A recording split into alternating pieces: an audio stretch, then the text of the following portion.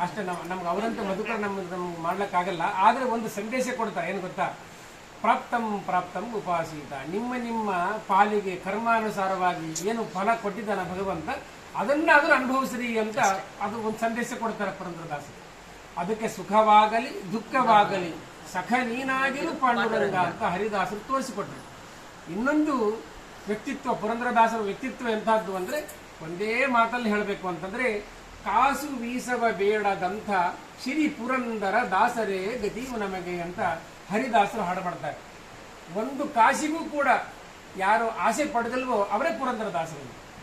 ಅವರು ಭಗವಂತನ ಒಂದು ಚಮತ್ಕಾರವನ್ನ ಪವಾಡ ಯಾವಾಗ ಆಯ್ತು ನೋಡ್ರಿ, ಒಂದು ಕಾಸಿಗೂ ಕೂಡ ಆಸೆ ಪಡಲಿಲ್ಲ. ಇಡೀ ಸಂಪತ್ತನ್ನ ಒಂದು ತುಳಸಿ ದಳ ಇಟ್ಕೊಂಡು ಕೃಷ್ಣಾರ್ಪಣ ಅಂತ ಯಾರಿಗೂ ಕೊಡಲಿಲ್ಲ. ಯಾರಿಗೆ ಕೊಟ್ಟರು ಬಿಟ್ಟರು, ತುಳಸಿ ದಳ ಇಟ್ಟರು ಕೃಷ್ಣಾರ್ಪಣ ಅಂತ ಬಂದ್ಬಿಟ್ರು.